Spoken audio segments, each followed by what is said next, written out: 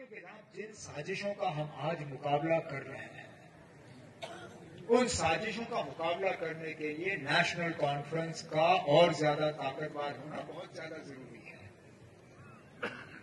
हम जो लड़ाइयां लड़ रहे हैं जम्मू कश्मीर के लिए, जम्मू कश्मीर की आवाम के लिए,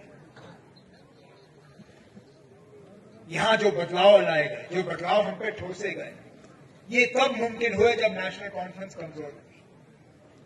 अगर बुनियादी ये कमजोरी हमें नहीं होती, अगर हम सीटें नहीं हारते, अगर पिछले असेंबली इलेक्शन के बाद नेशनल कॉन्फ्रेंस की हुकूमत बनी होती, कोई 370 नहीं हटता, कोई 35 से ही नहीं हटता, कोई आपकी रोशनी की जमीनें जो हैं वो कोई आपसे वापस नहीं लेता, कोई आपके बच्चों के जो रोजगार के ऑर्डर हैं वो गायब नहीं होते, कोई बाहर से ठेकेदार नहीं आता, यहां का ठेकेदार काम कर रहा होता। लेकिन क्या करें, बुनियादी हमारी कमजोरी का इन्होंने फायदा उठाया। और मैं जानता था कि ये मुमकिन होगा, तभी जाके 2014 के असेंबली इंतखाबात के बाद, अल्लाह मगफिरत करे उन्हें, मुफ्ती मोहम्मद सैयद साहब को मैंने दोस्ती का हाथ बढ़ाया।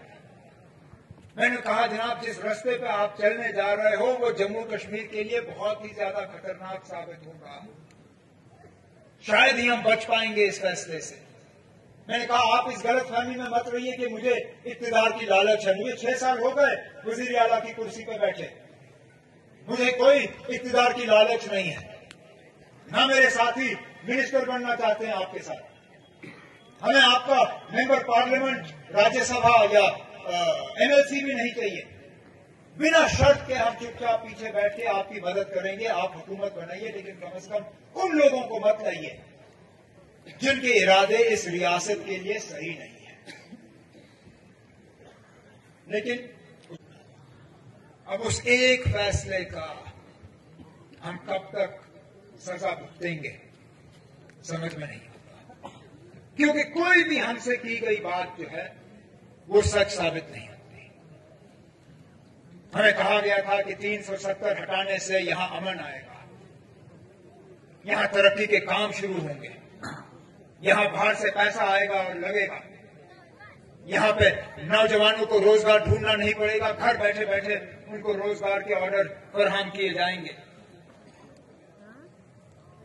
यहां पे बंदूक जो है गायब हो जाएगा, कोई मिलिटेंसी नहीं होगी, अमन से और चैन से लोग अपनी जिंदगी बसर करेंगे।